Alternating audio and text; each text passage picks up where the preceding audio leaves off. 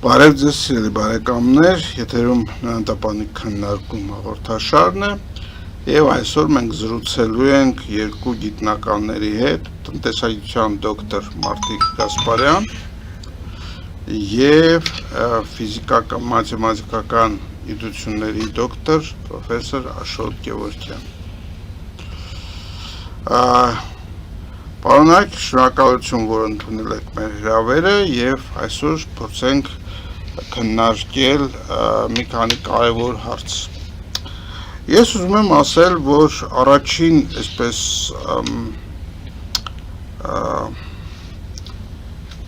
ազդակը, որ ես ստացա, որ ինչ որ բան մենք այնպես չենք անում, դա տարիներ առաջ Նիկոլ Փաշինյանի այն հայտնի հայտարարությունն էր, որ մենք կադաստրի վկայական չունենք, երկիրը նկատի ունեմ։ Այսինքն այս տարածաշրջանում դարերի վեր ապրող, հազարամյակների վեր ապրող հայերը, որոնք ունեցել են բազմաթիվ պետություններ, հայկական պետություններ եւ կորցրել են իրանց պետականությունը մի քանի 100 տարի, հանկարծ պարզում են, որ չունի որոշակի իրավական հիմքով այստեղ պետություն ունենալու իրավունք։ Եվ դրա հաջորդ տրամաբանական քայլը եղավ Նիկոլ Փաշինյանի կողմից այն, որ ինքը փորձեց վերցնել ամենավերջին, այսպես ասած, հնարավոր իրավական հիմքերից մեկը Հայաստանի այս 29000 քառակուսի կիլոմետր տարածքով պետություն ունենալու դարձնել Ալմա-Աթայի հռչակագիրը։ Այսինքն մոռանում ենք ամեն ինչ որ եղել է միջև այդ, սովետական միությունը քանդվել է, Ալմա-Աթայի հռչակագիրը գրել է, որ պետք է պետությունները լինեն գոյություն ունեցող սահմաններով, եւ Նիկոլ Փաշինյանը այդ գոյություն ունեցող սահմանները հասկացել է որպես այն սահմանները, որոնք գծած են եղել 74 թվականին, եւ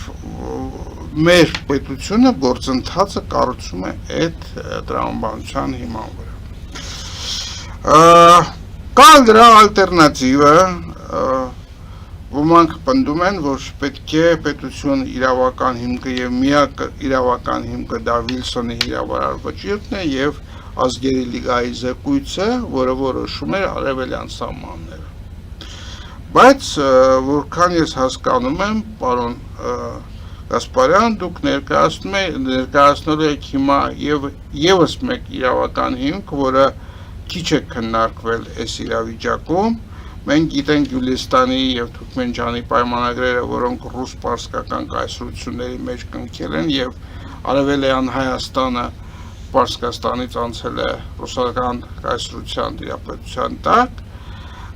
բայց քիչ գիտենք այն մանրամասնությունները ինչ է եղել դրանից առաջ։ Համեցեք ես կխնդրեմ մեր հեռուստադիտողներին ներկայացնեք ձեր հետազոտության արդյունքները, ինչպես նաև ուրեմն այդ հետազոտությունից բխող իրավական հիմքերը։ Բարի, շնորհակալություն, նախ շնորհակալ եմ տաղավար հյուրասիրելու համար, հրավիրելու հյուրասիրելու համար եւ կարողանամ որոշակի տեղեկատվություն ներկայացնել եւ շատ կարճ կուզեի բարձրացած հարցի մասին, որ ասում ենք Ալմա-Աթայի նորից անդրադառնալ։ Ալմա-Աթայի գագաթնաժողովը, որ հրավիրվել է, ուղղակի ինֆորմացիա նյութեր, որ վերաբերում է կոնկրետ տեղեկատվական հրավիրվել է, երբ որ Եվրոխորհուրդը եւ միջազգային կազմակերպությունները անհանգստացած էին խորհրդամիությունը քանդվելուց այդ ռիսկերը իջեցնելու համար։ Այսինքն սովետական միությունը պրոբլեմ ուներ Ֆինլանդիայի հետ։ Նույն պրոբլեմները կար Մերձբալթյան հանրապետությունների հետ, պրոբլեմներ կար նաև Մերձբալթյան հանրապետությունների միջև, Բելարուսյան պրոբլեմներ ուներ Լեհաստանի հետ, Ուկրաինան պրոբլեմներ ուներ եւ Ղրիմի հետ կապված թաթարների հետ եւ կապված Հունգարիայի հետ, այնտեղ Մոլդովյան, Ռումենիայի հետ, գագաուզների հետ, Վրաստանը իր պրոբլեմներ ուներ եւ ներքին եւ մինչեւ տարածքները, որոնք ձեռք էր բերել, նաեւ Թուրքիայի նկատմամբ Հայաստանը պարզ է նման պրոբլեմներ կային այ միջինասիական հանրապետություններում, որպեսի սառեցվի Խորհրդային Միության տարածքում իրականացվող գործընթացները հավաքվել էին առայժմ համակերպելու այն տարածքներով, որը կար։ Ընդ որում Արցախի պատվիրակությունը, նույնիսկ Գագաուզիայի պատվիրակությունը եւ իրենց բանաձևերով մասնակցել են, իսկ Ադրբեջանը չի մասնակցել։ Այդ Ալմատային։ Հիմա ինչ վերաբերում է Թուրքմենչայի եւ Գյուլստանի պայմանագրերին։ Ուրեմն եւ ռուս-թուրքական պատերազմի հետևանքով եւ ռուս-պարսկական պատերազմի հետևանքով առանցքային Նախիջևանի, Զանգեզուրի, Արցախի եւ Շիրվանի տարածքները Արևելյան Հայաստանի եւ Շիրվանի տարածքները հանձնելու համար առաջին պայմանագիրը օրինական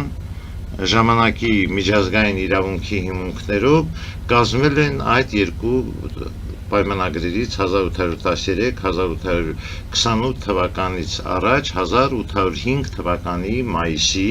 14-ին եւ Գանձակ քաղաքի քուրի ափերից մեկում եւ այդպես էլ կոչվում է Գյուրք-չայ, այսինքն Գյուր գետի ափին են ստորագրել Ռուսաստանի եւ Պարսկաստանի միջև։ Նախիջևան, Զանգեզուր, Հարևան Հայաստան եւ այդ տարածքները հանձնելու համար։ Այստեղ հիմնականում ռուսական շահերը ներկայացրել է Սիզանովը ազգությամբ ակունքներով հայ եղել, բայց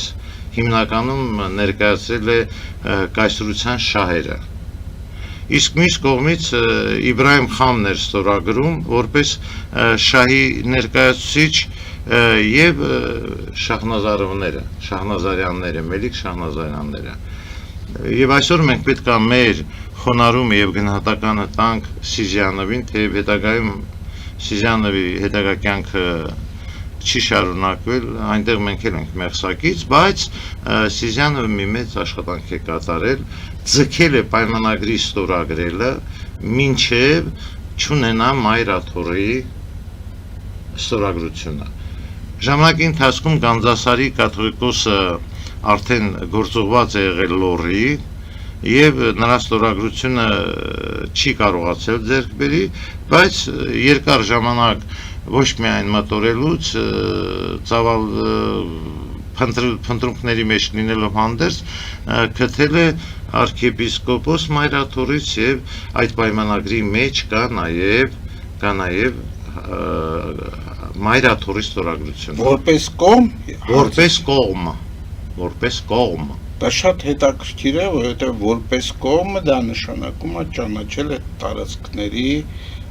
իրավատիրոջը։ Եվ այնտեղ գրված է, որ հենց Ղարաբաղը ընդմիշտ անկախ է եւ ընդմիշտ անկախել մնում է Ռուսաստանի կազմում։ Այդպես է ձևա։ Կարող եմ ես հիմա այդ միտքը Եթե կարելի է ցիտատ բերեք, որպեսզի Ուրեմն Ղարաբաղը навсегда, из мот այդ տեքստն է, թուրքերի հրատարակած տեքստը, հիմքը навсегда переходит в состав России։ Այսինքն Պարսկաստանից այստեղ Ռուսաստանի հարցը չէ։ Բա անկախության հարցը այդտեղ չի երևում, դուք ասացիք։ Այստեղ կետ կա, ես պայմանագիրը կտամ, եթե պետք է սայթում կդնեք, բոլորը ծանոթանան, եւ Արցախը համարում է, այստեղ չի Նախիջևանին չի վերաբերվում, Զանգեզուրին չի վերաբերվում, Արցախը համարում է անկախ։ Արցախը համարում է անկախ։ Ինքնավար թե անկախ։ Անկախ է այդտեղ գրած։ Պայմանագրի մեջ այն ժամանակվա գործող, այսինքն ոնց որ ժամանակին ներսում մենք ունեինք հայկական մարզ կամ հայկական, այսինքն անկախության ժամանակի միջազգային կոնվենցիայով գործողություններով անկախ է։ Ոնց որ նույնիսկ Ղարաբաղը մելիքությունը լինելով Պարսկաստանի կազմում էլի նույն անկախ, կիսանկախ վիճակում է եղել։ Այդպիսի ստատուսը Պարսկաստանից Արցախի տեղափոխվում է Ռուսաստանին, այսինքն իսկ մայրաթորի ստորագրությունը կամ այդ ով ստորագրել է հոգևորականներից խոսքը վերաբերում է միայն Արցախի շրջանին, թե ամբողջ Արևելյան Հայաստանի, այսինքն եւ Արևելյան Հայաստանը մենք գտնում ենք, որ մտնում է Գադմանքը, հա, մտնում է Արցախը եւ Շիրվանի։ այդ միացման Արևելյան Հայաստանը Արևմտյան Հայաստանին միանալու ժամանակին Խորհրդային Միության Գիտությունների Ակադեմիան հրատարակել է բոլոր նյութերը, այդ նյութերը այդտեղ կան, պատմության դասագրքերում շրջանցիկ անցնում են այս պայմանագիրը, իսկ այս պայմանագիրը այսօր ասենք մեր եկեղեցու դեմ իրականացը ոչ թե եկեղեցու մայրաթոռ, ես մայրաթոռ կասեմ, որտեղ մայրաթոռն է հեթանոսությունից մինչև այժմ էծագիր արձանագրություններից ներկայացնում մեր ժողովրդի եւ գաղափարները, որովհետեւ ժամանակի ընթացքում դրանք հիմնվել են հերմետիզմի սկզբունքներին, իսկ Խորհրդային Միության տարիներում գաղութացված ժողովուրդները երբեք չեն թույլատրել գաղութացնող ժողովուրդները, որ ծանոթանան գոնե հերմետիզմի էլեմենտար տարրերին։ Այսօր շատ կարևոր է իջեցնել մայրաթոռի ստատուսը, կառուցվածքը, տեղը, դերը, վարքաբեկել։ Ես եկեղեցու հարցեր չեմ ուզում քննարկել, զուտ մեր մայրաթոռը վարքապեկելով նրան, որպեսի այդ նրա իրավունքները, պարտականությունները շատ նվաստացնելով, որպեսի այս պայմանագիրը գլուխ չբարձրացնի։ Շատ լավ, ես ձեր սեղանին տեսնում եմ եւս գրքեր, խնդրում եմ դրանց մասին եւս խոսեք։ Դրանք մեր նախորդ հարցազրույցից առաջ խոսակցության ժամանակ Պաստորեն բանց պարզում է բավական հազվագյուտ գրքեր են և հայության մեջ ոչ այդքան հայտնի։ Շնորհակալություն։ Ուրեմն այստեղ դրված գրքերը հիմնականում Մակլերի գրքերն են։ Մակլերը նրա մասին ինֆորմացիան նույնպես ոնց որ շատ չկա, շատ քիչ է, գիրք չէ, այսինքն ինֆորմացիան կա, որ Ֆրանսիայում ղեկավարել է հայագիտական կենտրոնը։ Եվ նրանից հետո մահից հետո 34 թվականին եկած նորերը ոչ մի բան չեն արել։ Այսօր շատ ցավալի վիճակ է Փարիզի մեր վարժարանի ֆիզիկական տեսքը նայում ես հայկական գոհարը, որտեղ սովորել են Շարլը, Լեգրանը եւ մնացած նշանավոր բայց դատարկ կիսաքանդ վիճակով, որովհետեւ այստեղ մեծ պայման շատ կարճ կասեմ, պրոբլեմներ առաջանում են մխիթարիստների, պրոբլեմներ առաջանում է տեղական իշխանությունների, քաղաքի իշխանությունների, արդեն թուրքերը այնտեղ 4 դեպուտատ ունեն Սևր քաղաքում, իդեպ վարժարանը այդտեղ է գտնում, նույն իրավիճակն է, ոնց որ հիմա դատական հարց է քննարկում Դերբենտում հայկական եկեղեցու հետ դատական process-ի հետ, պատճառ բռնում են այնտեղ թանգարան է տեղական, որ վթարային վիճակում է եւ հանկարծ եթե էլեկտրամատակարարում կամ կոյու ավելացվի, ուրեմն պրոբլեմներ են լինելու, բայց այդպես մոմի նման մեր վարժարանը հավվում է, իսկ վարժարանում Պստիկյանի arczepiskopos Պստիկյանի մահից հետո արդեն ընդհանուր բացողի վիճակում է, իսկ մենք հնարավորին հավաքել ենք նյութերը եւ որտեղ հրավիրվել է Սևրի պայմանագիրը, Սևրի վեհաժողովը, Փարիզի վեհաժողովը, իսկ այստեղ առանցքային նշանակությունն է, ես կուզեի, որ բոլորս տեղյակ լինենք, որ Փարիզի վեհաժողովում եւ հետագայում ազգերի լիգայում մեր հարցերը քննարկելուց հիմնական նյութերը ներկայացրել է Մակլերը, պրոֆեսոր Մակլերը։ Բոլոր պետություններին, որոնք ստորագրել են նաև Սևրի պայմանագիրը, ներկայացված բոլոր փաստաթղթերը Մակլերն են ներկայացրել, եւ այսօր մենք պետք է կարողանանք նոր զրուցումենք վերահրատարակել, տեղյակ պահել մեր ժողովրդին եւ հանրությանը, երբ ասում են մենք կադաստր չունենք, հա, այսպես նոր նշեց Չիկ պարոն Հարությունյան, եւ այստեղ գրված է էության մեր պատմությունը ի սկզբանե, ինչպես է մենք ենք ասում, ռևիզիայի ենթարկվել, որովհետև սկզբից Աստվածաշունչն են փոխել, որպեսզի արքանները կապուտարյունով կարողանան հետագայում ուղարկել են ինչ արշավանք էր կոչվում, խաչակրած արշավանքը եւ այդ խաչակրած արշավանքով արտեֆակտներ են գտնում տեղադրում որպեսզի ժողովուրդը նորից հավատա, բայց դրանով էությամբ Հայաստան, հայկական լեռնաշխարհ, թե հայկական լեռնաշխարհը գործածության մեջ է մտել շրջանառության մեջ 19-րդ դարում, բայց հայկական լեռներ, արարատյան լեռներ, հուրիթներ, այդ դրանց ամբողջ վերլուծությունը եւ հետագայում տոպոնիմների փոփոխությունը, որ արևելյան Անատոլիա, նույնիսկ Արարատյան իշխանությունը հանրապետությունը որպես արևելյան Անատոլիայի արևելք, դրանց բոլորի բացատրությունը մակլերի մոտ շատ ծավալուն ներկայացված է, որովհետև այդ երկրները ներկայացնող 5G վեհաժողովի մասնակիցները ընդհանուր գաղափար ունեցել են հենց այս փաստաթղթերի հիման վրա, որը շատ կարևոր է մեր ժողովրդի համար։ Եվ մենք պետք է իրոք մակլերի հիշատակը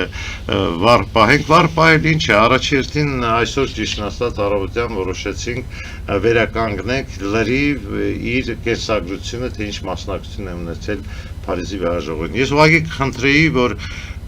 մեր հայրենակիցները եւ Ֆրանսիայում եւ այստեղ եւ նույնիսկ կառավարությունում իրենց դեր ունենան մեր ճարտարապետության առաջերտին այդ գոհարը Փարիզի վեհաժողով սև դպրոցը, ուսումնական հաստատության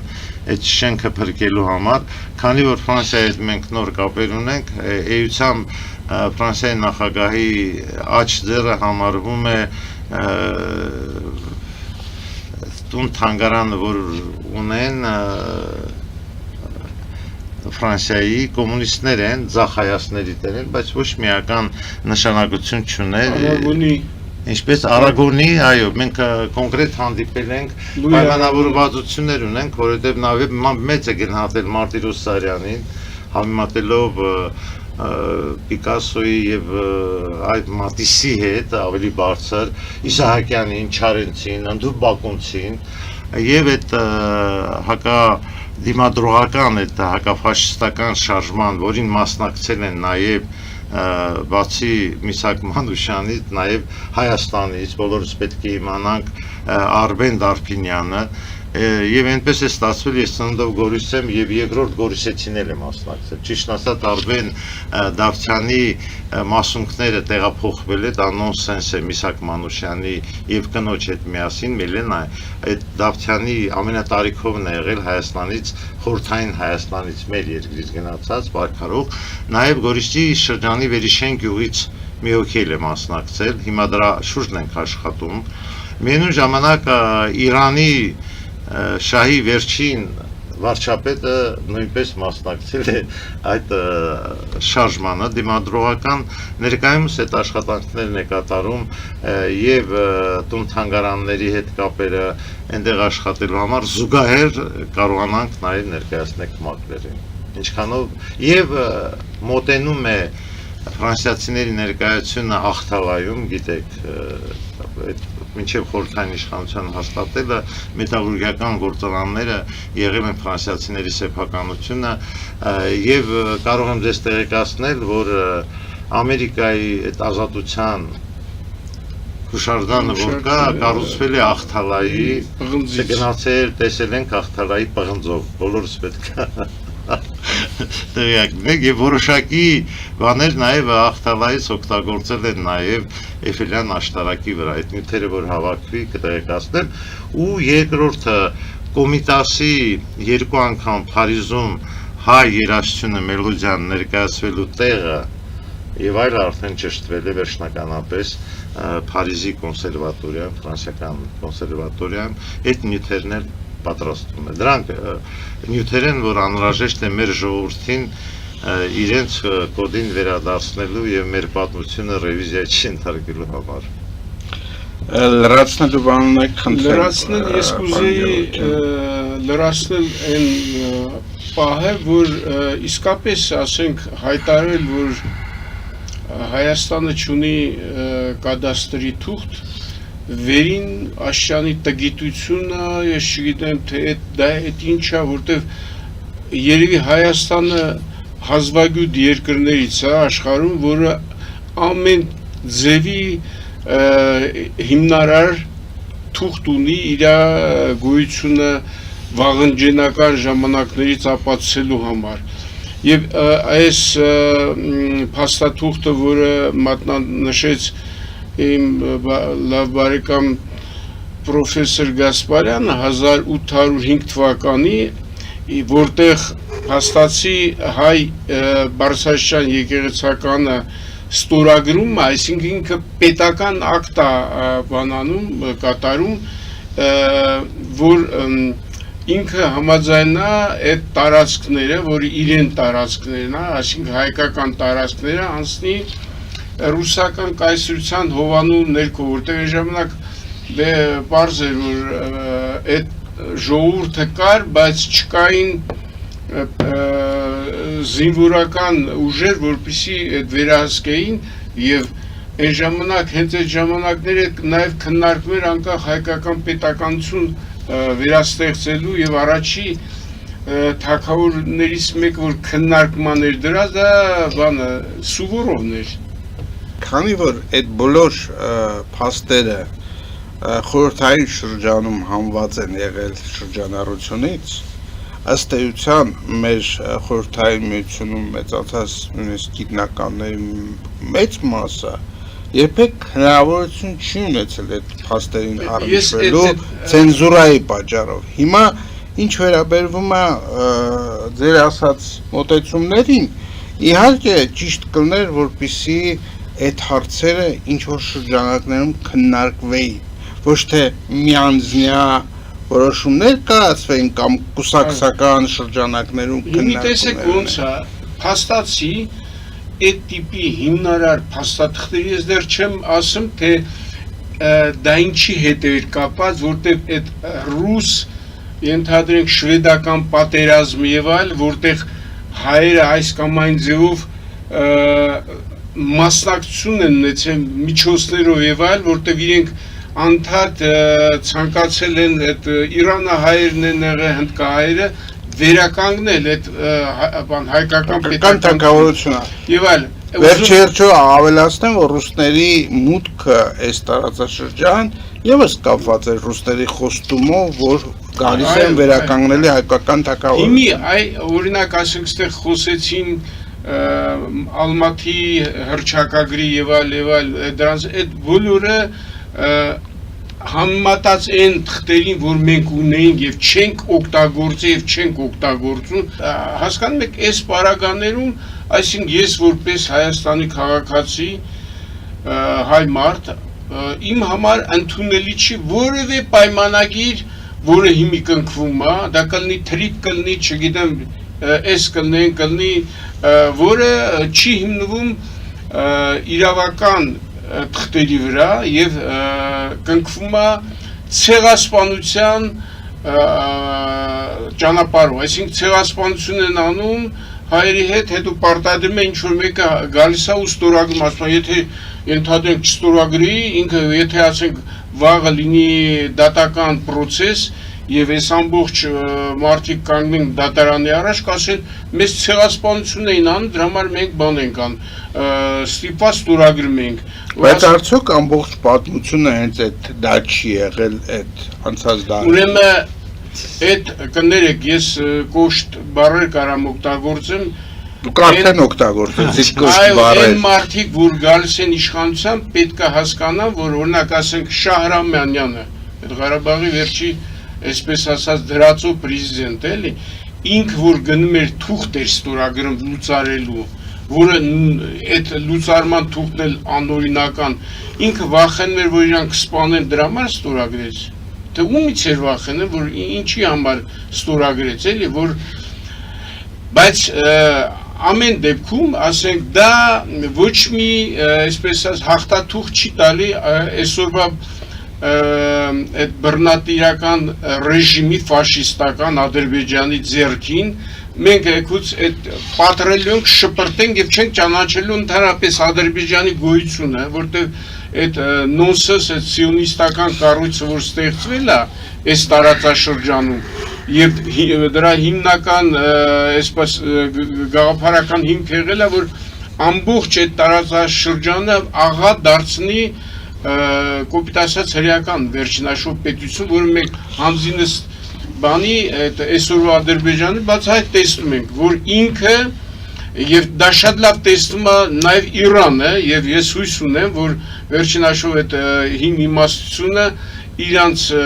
կհուշի թե ինչ պետք է անել այդ բանի հետ այդ անօրինական ծնունդի հետ, որը 1920 թվականի սիոնիստական կառույցի կողմից տեսեք, պարոն Գևորգյան, ես հարգանքով եմ մոտենում ձեր խոսքին, բայց ուրեմն ավելի այսպես թունդ որակավորումներ տալով էությունը դուք չեք հասցնում, ես ուզում եմ բացատրել, որ դուք մեր խնդիրն է, մեր հեռուստադիտողին ճշմարտությունը հասցնել։ Եվ այստեղ այնպես չի, որ ինչքան թունդ լինի էպիթետը, այնքան լավ կհասկանա։ Դուք էությունը ասեք։ Դուք ուզում եք ասել, որ Ադրբեջանը չունի իրավական հիմք գոյություն ունենալու, ունի, իրանք հայտարարել են այդ այն ժամանակվա մուսուլմանների միությունը։ Չէ, բայց դա չի ճանաչված եղել ոչ մեկի կողմից այդ տիպի ազգ չէ։ Բայց ճանաչվել է, չէ՞, հիմա սովորական շատ բան է ճանաչել, բայց իրավական թղթեր կան, օրինակ ասենք, իրավական թղթեր կա ճորապահակից, այսինքն Դերբենտից մինչև Բաքու ներառյալ բոլոր հողատարածքների նավթահանքերի, գազահանքերի եւ այլ սեփականություն ում է պատկանում։ Հիմա եթե աշխարհը գտնում է, որ կարա ինչ որտեղ այս բանը ճանաչեն մեկի վրա աշկը փակի եւ այլ շարունակվի, դա բերել է հավերժ պատերազմների, ցեղասպանությունների եւ ամենակարևորը, ամենավտանգավորը կուլտուրոցիդի, որը այսինքն մշակութասպանություն, որը կատարվում է, որը կատարվում է, որ եւ որի համար պետք է մասնավորապես Ալիևը կանգնի համապատասխան միջազգային ատյանների առջև։ Ես նորից եմ ասում, որպեսզի Ալիևը կանգնի այդպիսի ատյանի առաջ, պետք է միջազգային իրավունք հասկացությունը եւ ընդհանրապես այդ ընդունված կանոնները գործեն, բայց հիմա մենք ապրում ենք մի դարաշրջանում, որտեղ այդ բոլոր կանոնները խառնվել են իրար, բայց խնդիրը նրա մեջ է, որ որպեսզի դա գործի, պետք է դրա հիմնական հայցվորը գործի, այսինքն հայությունը։ Ես էլ չեմ էլ նայեմ այս պետության վրա, որտեղ սա գտնում եմ խամաչիկային ինչ որ դրսից ղեկավարվող ինչ որ կառույցը, որը խոսում է հայկական իսպային գործող միակ պետության մասին, հա։ Այո։ Դե այս խնդիրները ես ուզում ասեմ, ես ուզեմ մեր հեռուստադիտողներ ճիշտ ընկալի, որ մեկ է գալու է հատուցման պահը, այսօր մենք թույլ ենք, ենք եւ այլ, բայց մենք ունենք այն տիպի կռվաններ, որ մենք ասենք այդ բոլորը պետք է ներկայացնենք։ Ինչի չի հիմի ներկայացնում, որտեղ Հայաստանի այսօրվա վարչապետ ինքը ասենք ելույթ անում, ասում է Սփյուռքի հայության հետ ես գործ չունեմ։ Ինքը այսինքն մասնատում է, ջլատում է այդ ուժերը, որ կարան այսպես բոլոր ատյաններում դնել այդ խնդիրը։ Եվ խայտարակությունն է, որ ասենք մենակ Կալիֆոռնիայի հայության ֆինանսատնտեսական հզորությունը 8-րդն է ըստ ամերիկյան տվյալների, այդ սփյուռքների մեջ, ասենք կազմա 400 միլիարդ դոլար այդպիսի հզորություն, իսկ ասենք հայությանը մի 4-5 անգամ ավելի շատ ամբողջական հայության։ Դուք պատկերացնում եք ինչ ուժ ունենք եւ այդ եթե կարողանա կազմակերպվել։ Այո, ինչի չի կազմակերպում, ով չի կազմակերպում, ես օրինակ բացարձակ մեղադրում եմ այս պորտաբույս կառույցները, որ գոյություն ունի մեր մեջ, ինքը հենց դրա համար ստեղծած, որպեսզի թույլ չտա միավորում տեղի ունենա, նույնիսկ Հայաստանի ներսում ինտեգրում տեղի ունենա, ինչ որ տարօրինակ պարզ բաներ, որ ակնթայտորեն կարելի է մի քայլով լուծել, որ էապես ուժ կտա չի արում։ Մասնավորապես դա վերաբերվում նաև ասենք բանին ուղագրությանը, հայկական ուղագրության, չէ, մի դիտողը կասի ուղագրություն, որ այդ շատ կարևոր բան է, որ ընդհանրացնում է հայության ներուժը, որ ասենք ամբողջ հայությունը պետքա գրի նույն ուղագրության, որպեսզի իրար հասկանան մարդիկ, ոչ թե տարանջատեն, լավ այդ ոչ մեկից կախված չի, կարելի մի անգամ ակտու այդ հարցը լուծել, բայց չի արվում դա։ Դրա համար, որովհետև դրա համար պետք է ունենալ այդպիսի պատկերացումներ, այդպիսի աշխարհընկալում, հայության դերի եւ քաղաքակրթության նշանակության բայց այդ մարդիկ, որ եկել են իշխանության, իրանց ծնողները, իրանց պապերը, տատերը չգիտեն, թե իրանց ժառանգները ովքեր են, ոչ մի պատկեր, դուք պատկերացնում եք, ասենք, բարձրագույն տեխնոլոգիաների նախարարություն, ասենք, նախարար նշանակում են մի հատ թուրքագիտության ֆակուլտետը ավարտած դժգույն ինչ-որ դեմքի, եւ դա հետո փոխարինվում է մի ուրիշով, հետո այս է շարունակական։ Եղավ, պարոն Գևորգյան, սիրելի բարեկամներ, եկեք գովազդային ընդմիջման դուրս գանք, մնացեք մեզ հետ, մենք գովազդից հետո կշարունակենք մեր քննարկումները։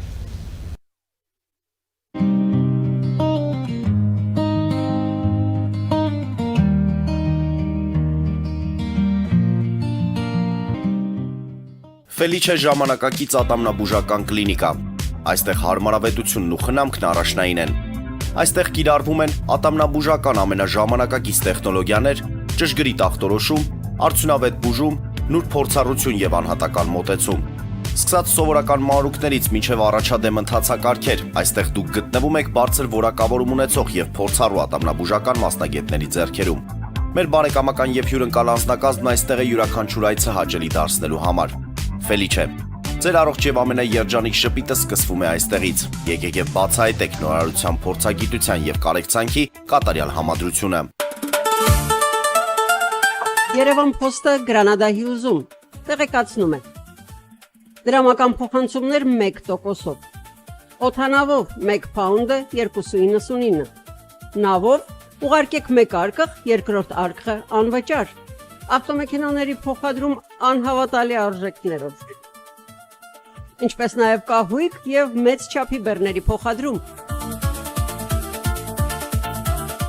Jackpot հագուստի խանութը երկրորդ մասնաճյուղն է բացել Գլենդելի սրտում, որտեղ կարող եք ձեռք բերել եվրոպական եւ ամերիկյան ընտիր հագուստեղեն, կոշկեղեն, աքսեսուարներ, պայուսակներ ամենահարմար արժեքներով։ Նաև կարող եք ցանկացած ապրանք պատվիրել եւ ձեռք բերել կարճ ժամանակում։ Jackpot-ի Գլենդելի հասցեն է 1135 North Pacific Avenue, հեռախոս 818 813 2252։ Jackpot հագուստի լավագույն կենտրոնը Գլենդելում։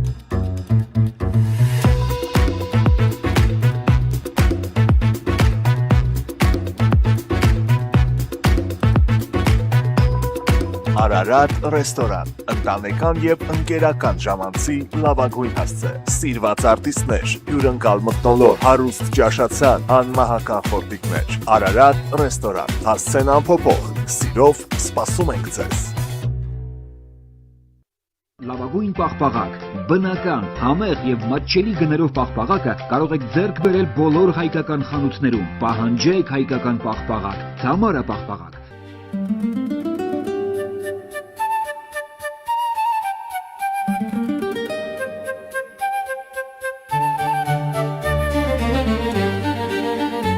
Նոյան տապան տպարան, Նոյան տապան հրատարակչություն, շարվածքից մինչև տպագրում, զանգահարեք, գրեք, այցելեք, միասին պատրաստենք ձեր գիրքը, ամսագիրը կամ թերթը, որտեղ նշվելու է, տպագրված է Նոյան տապանում։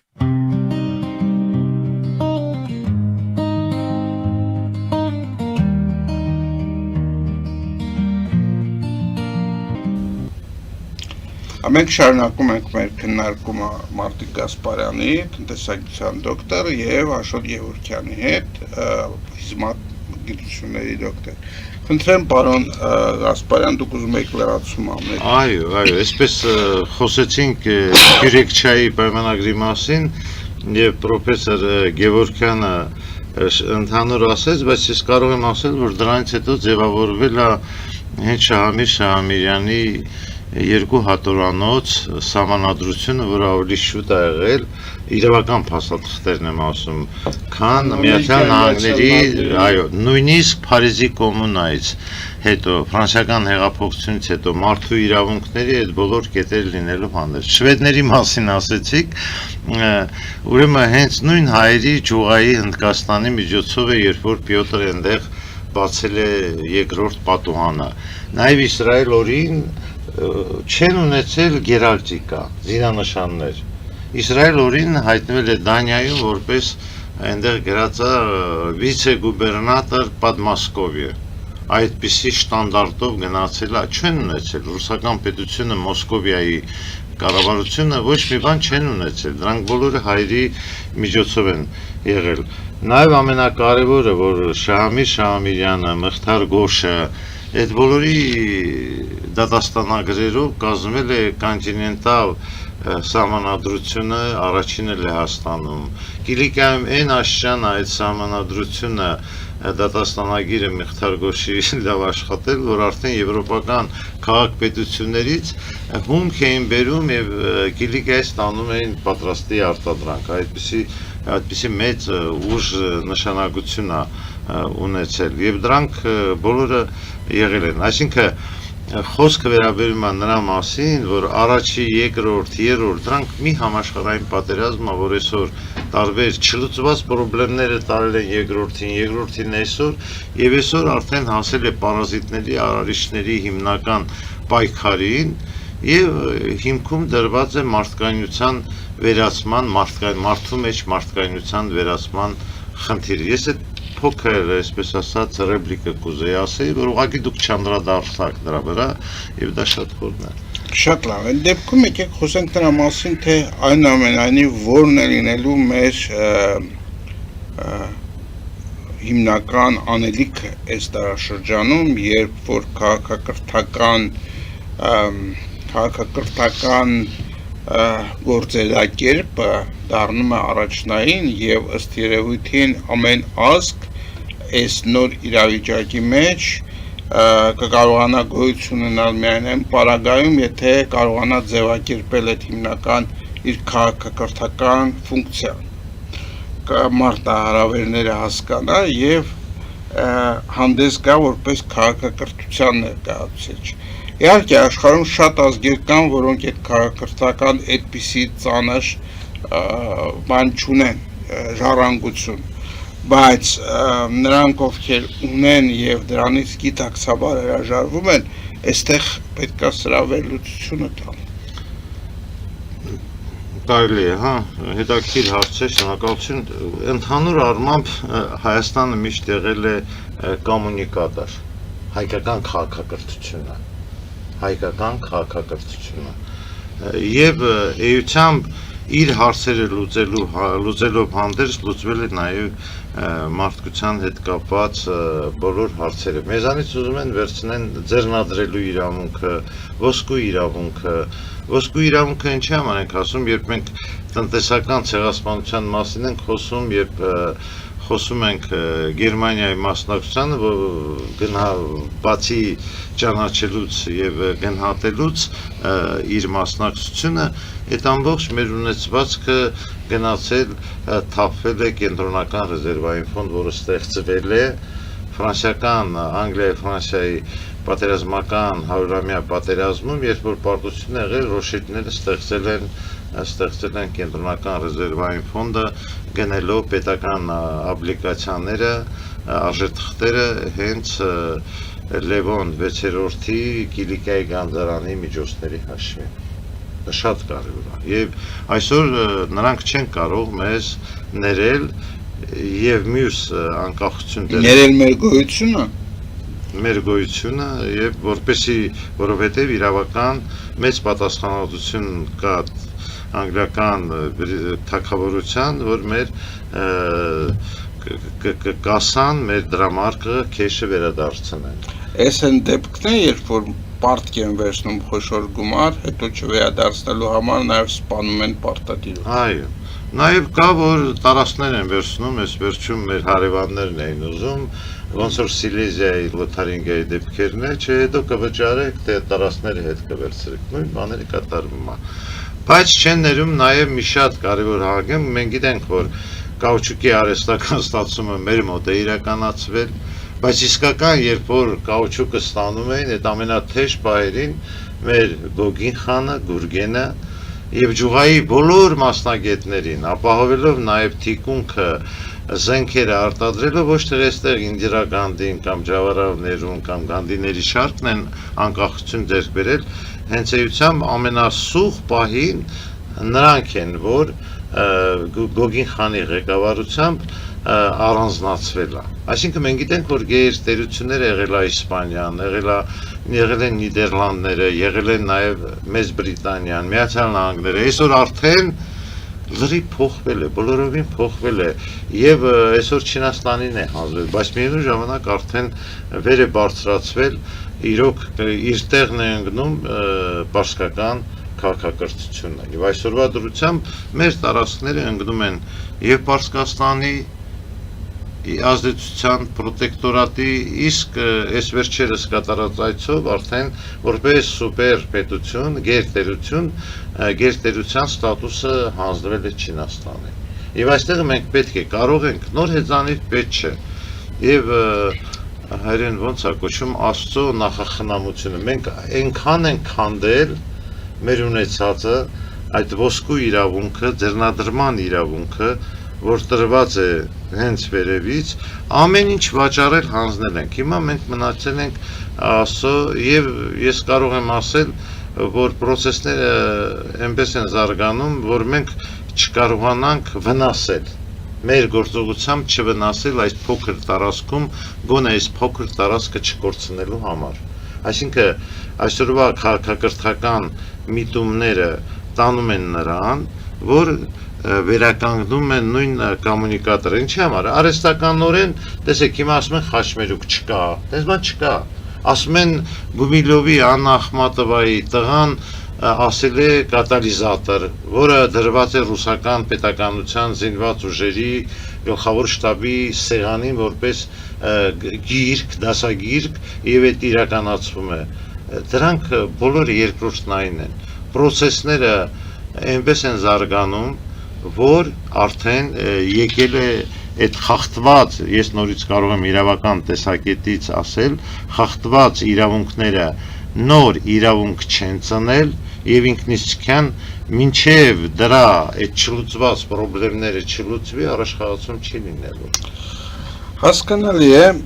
ես կուզենայի այս հարցի համատեքստում քննարկել եւս մի կարևոր հարց, որը որ առաջին հայացքից գուցե այդպես ուղղակի կապված չէ, բայց քաղաքակրթական մոտեցումները պահանջում են, որ հարցին լինի գիտական մոտեցումներ։ Մինչդեռ մեզ մոտ, որքան ես հասկանում եմ եւ լսում եմ տարբեր գնահատականներ, հենց այդ գիտական մոտեցումը, որը որ համարվում էր մեր ուժեղ կողմը, բազմաթիվ գիտնականների, տեխնոլոգիաների, ինժեներների արկայությամբ աստիճանաբար փոշիացվում է եւ հարվածի հետևից է հասցնում գիտական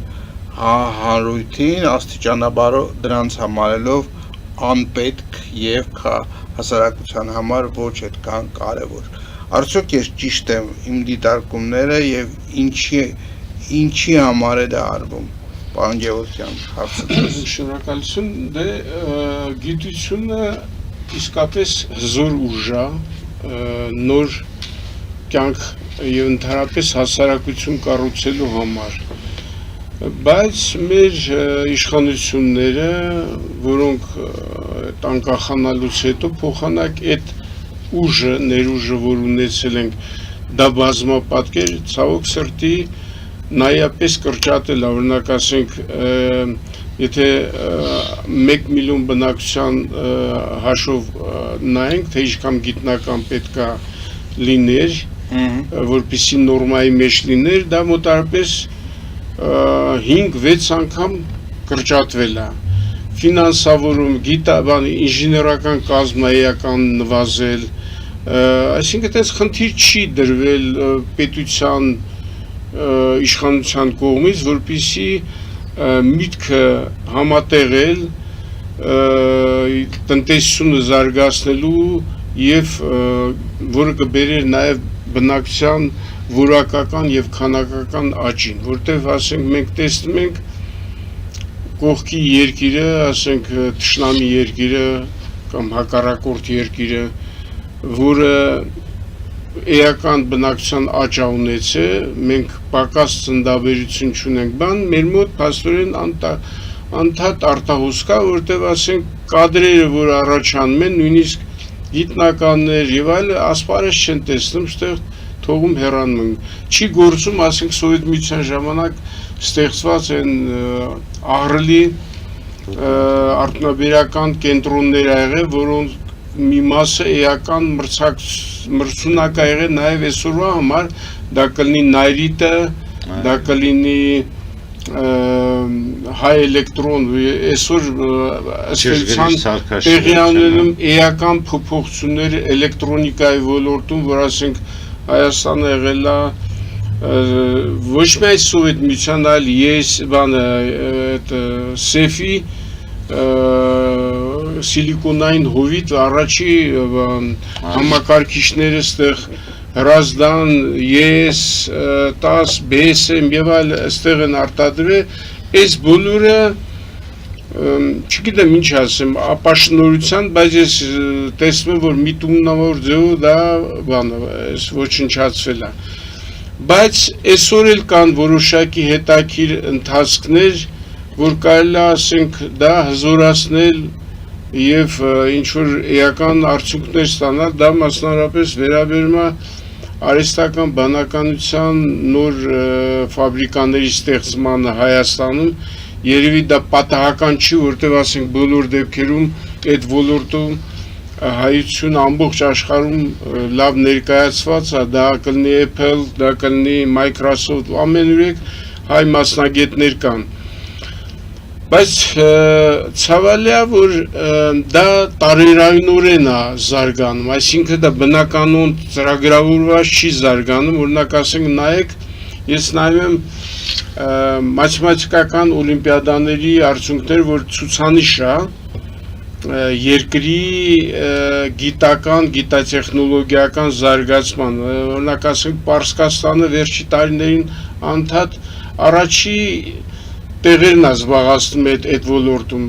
այս տարի էլ փայլուն արդյունքներ գրանցեց։ Հայաստանը, ասենք, նույնպես այն, եթե հաշվի առնենք այն հանգամանքը, որ ուղղակի առանձնակի ուշադրություն չի դարձում այդ ոլորտների վրա, երեխաներ տաղանդավոր ծնվում են, իրենք այդ խիստ սուղ ռեսուրսների պայմաններում, բայց այս տարի օրինակ ասենք ֆիզիկայի օլիմպիադ դպրոցական օլիմպիադայում 5 մեդալ են շահել, այդ վատ չի, ասենք 3 արծաթ, 2 բրոնզ։ Այսօրվա դրությամբ, ասենք, գիտության ֆինանսավորում մնում է շատ սուղ, որտև կազմա հնայի 0.3% է իմ պատկերացում, որը 10 անգամ ավելի քիչ է, քան անհրաժեշտ է։ Գիտնականների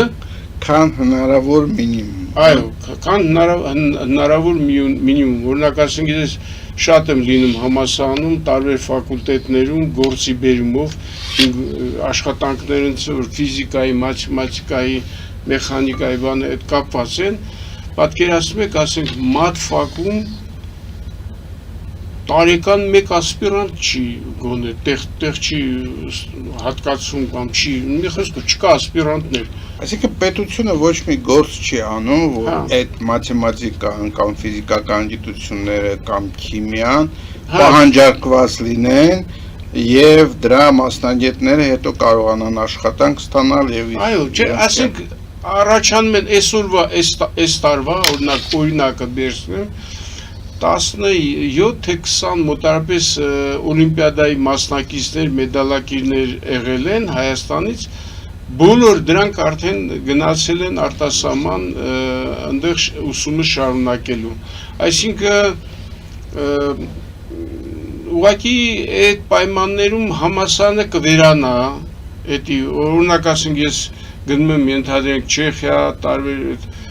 տեսնում եմ որ ընդեղել են այդտես միտումներ կա, ասենք համասանի ենթադրենք ասում են Չեխիայի որ 10 միլիոն բնակչությամբ զարգացած երկիր է, ձեզի նա գնացեք Ֆրանսիա բան արեք, սովորեք, էլի, մի խոսքով այս տենդենսների կան, բայց ազգային պետության իմաստը նա է, որ մենք պետքա պլանային ձևով, այսինքն կորպորատիվ, որ մեզ անհրաժեշտ է, մենք դա ամեն կերպ պետքա ստեղծենք, որտեղ դա անվտանգության խնդիր է, եթե դուք չունեք ժամանակակից ինժեներներ, տեխնոլոգներ, դուք ինչ երկիր եք, չեք կարող ուղղակի երկիր ունենաք անկախ Եվ ասենք մի տեսեք ինչ այլանդակ բաներ է տեղը, նայում եմ ասենք գառնի տաճար Այս ղեկավարությունը չի հասկանում, որ կա սակրալ բաներ, կա իմաստներ, չի կարելի պղծել իմաստները, գառնի տաճարը, որտեղ հոգիներ են կենտրոնացած, եւ դա ես ասում եմ բնագետ լինելով, ոչ թե ինչ որ շատ լուրջ բաներ կա, կոպիտ ասած մեր աշխարհից բացի շատ լուրջ բաներ կա, ընդ հավաքվում են կորպորատիվ կիսամերկ մի խոսքով մասսա եւ իր հաճույքների համար այդ տեղը որտեղ մտքերի եւ իմաստների տեղը պղծում է այսինքն դրա համար պետքա բոլոր պատասխանատուները ոչ միայն թռնեին բանից իրենց աշխատանքից այլ կանգնեին դատական պատասխանատվության առջև սա շատ լուրջ բաներ է մեր աշխարհը այն մենակ չի որ մենք տեսնում ենք կա անտեսանելի աշխարհ որ շատ մեծ դեր է խաղում մեր կյանքում եւ դա է պատճառը որ մենք այս վիճակում ենք որ մենք դեռ շուտվանից այտենց ինչ որ իմաստով հղկացել եւ այդ անտեսանելի աշխարհը արհամարել ենք սա շատ լուրջ բաներ է լրացնելու բան ունեք երկու բառ լրացնելու չէ որովհետեւ ներկայիս ժամանակները հիմնականում որակական ցուցանիշների դարաշրջանը թեև ասենք Չինաստանին հանձնել են գերտերության իրավունքը բայց դա չի նշանակում որ որակական ցուցանիշներով որոշակի մեծ հաջողություններ ունեն նրանց ներսում եւ աղքատությունը կա Չինաստանում եւ մյուս հարցերը, բայց զարգացման տեմպերն են։ Այսօր օրինակ ես վերադարձել եմ, այնտեղ արդեն քննությունները եվրոպական բուհերում բանավոր են ընդունում։ Այսինքն ես միշտ գտնում եմ, որ այն արտագրում էին հասել են աշճան, որ գրավոր լինի, բայց գրավորը արդեն օգտվելով արհեստական բանականություններից քննության ժամանակ իրավունք չունես ընդունելու եւ երիտասարդների եւ ասպիրանտների մեջ եւ Ֆրանսիայում եւ Անգլիայում, որ ես հանդիպեմ, դա շատ կարեւոր է։ Էությամբ նաեւ եկել են ժամանակ արհեստական բանականության եւ թվայնացման ովքեր են մեր ազգի այդպիսի հնարավորություններ ես միշտ ասում եմ մեր ազգի ժողովրդի զարգացումը սկսեց երբ Տրոցկուն երկու գործողություններից հեղափոխությունից եւ քաղաքացիական պատերազմից հետո ֆինանսական օլիգարխները իրենց գումարները հետ չէին վերադարձել եւ Տրոցկին արդեն նիվեզնո էր արտասահման գնալու համար եւ մեր մոտ զարգացավ գիտությունը եւ այլը բայց այսօրվա դրությամբ նաեւ տարածքների հարցը չէ այսօր բոլոր հնարավորությունները պրոֆեսոր Գևորգյանը չանդրադարձավ դա ձերն է Այսօր մենք ունենք կիսահաղորդիչների համար հումք, դեր բնակավարն է, այո, Սյունիքում, բայց պատկերացնում եք, որ մենք ասենք ունենք ահռելի հնարավորություն Սյունիքը դարձնելու գերզարգացած մի ոլորտ իր բնաշխարհը վերականգնելու եւ այլն, ոչ մեկը չի մտածում դրա մասին, ասենք մենք մեր բնաշխարհը տալիս են գոտարներին, որ ուղղակի հանքը գիշատչորեն խժռեն ու բան անեն, մեկ ոչ մի հաշիվ չկա, ոչ մի ես այսպիսի մի առարկություն կամ մի տեսակետ բերեմ, տեսեք, ինչ որ ես եմ նկատել այս 30 տարիների եւ ավել տարիների անկախությամբ Ուրեմն երբ որ գիտնականների, յուտարարների կամ ինչ որ մի կողմից ինչ որ իդեա է առաջ հաշվում, ասենք տնտեսական զարգացման, նոր հնարավորությունների, նոր տնտեսական միշտ գտնվում են մարդիկ տնտեսագիտության, ես չգիտեմ, այլ բնագավառների ոլորտում, որոնք որ խորհրդատու են աշխատում մեր իշխանություններին տարբեր եւ ներկա եւ նախկին եւ ասում են, որ գիտեք, դա մրցունակ չէ, դա ճիշտ չի, դա չի արվում եւ սովորաբար իշխանությունը գնում է ավելի շատ չանելու, քան ինչ որ բան փորձելու եւ չստացվելու ճանապարհով։ Մենք ունենք մասնագետներ, որոնք միշտ իրանց տեղերում չեն, այսինքն այն մարդը, ով կարող է ինչ որ բան անել, չունի այդ հնարավորությունը, որովհետև չի ներգրավված այդ պետական համակարգի համապատասխանող ակտերին, թեկուզ խորհրդակցական եւ անընդհատ կարծես պայքար է գնում հասարակության միջից դուրս եկած մարդկանց, որոնք առաջարկում են նոր գաղափարներ, զարգացման գաղափարներ, տնտեսական աճի գաղափարներ եւ կա ուրեմն նոմենկլատուրա, որը որ անընդհատ դրան խանգարում է։ Ինչպես կբացատրեք դա։ Դե ես գտնում եմ, որ դա պատահական չի, ասենք որ ոչ կոմպետենտ իշխանություններ դա պատահականություն չի, դա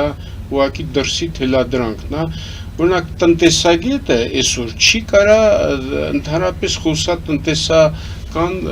առաջընթացի մասին, որտեղ ինքը պետքա հասկանա, ասենք ենթադրենք, ինչ բան է արհեստական բանականություն, դա ինչ օգուտ կարա բերել, էլեկտրոնիկա եւ այլ, սա շատ մասնագիտացված ոլորտներ է, օրինակ մենք կարենք էական տեղ աճ ունենանք, ոնց որ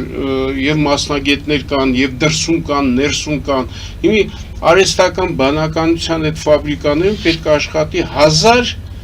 բարձր որակավորում ունեցող ինժեներներ, որոնք նաեւ պետք է կուրացիանեն Միջին Ասիայում ստեղծող ավելի մեծ ֆաբրիկան։ Դուք պատկերացնում եք այդ խնդիրը, որ կոմունիկացիայի, որ հայերը միշտ ունեցել են կոմունիկացիայի կոմունիկատոր ազգ են եղել, դա ըստ էության ինքը իրան նորից գալիս է, մենք այդ հնարավորությունները ունենք, պետք է ասենք մեր մոտ համալսարանը, պոլիտեխնիկական ինստիտուտների եռային արդեն մարդիկ հասկանային, թե ինչ ուղղություններով պետք է բանը եւ մենք պետք է լավ իմաստով ներգրավվենք այդ ամբողջ մեծ տարածաշրջանի այդ հարցերի մեջ եւ ապահովենք այդ կոմունիկացիաները, այդ գործունեությունը եւ այլ։ Մենք կարող ենք, ասենք, ենթադրենք էկոլոգիայի ոլորտում, որ շատ կարևոր ոլորտ է մարդու կյանքի համար, էական առաջընթաց անենք, հենվելով ներքի այստեղ գոյություն ունեցող տեխնոլոգիաների հիման վրա։ Դա կլներ հիդրոպոնիկա, օրինակ ես վերջերս պատահաբար իմացա, որ մեր տուֆի մեջ հետաքրքիր շատ տարրեր կան, որոնք աղալուց հետո դառնում են շատ ընտիր պարարտանյութեր, որոնք մենք չունենք, ասենք մոնոպոլիստ ենթադրենք Բելարուսն արտադրում շատ մեծ շահույթներ է ստացվում բան։ Հիմի ուզում ասեմ, այս խնդիրները շատ մեծ բազմազան խնդիրներ պետք է ուղեղային կենտրոններ լինեին այստեղ, թեկուզ հասարակական եւ իշխանությունները լսեին, բայց մենք տեսնում ենք, որ չկա այդ հակադարձ կապը չկա։ Հիմի ասենք պետք է մեզ շատ լավ մաթեմատիկներ ունել, ծրագրավորողը այն որ կար, այն որ բավական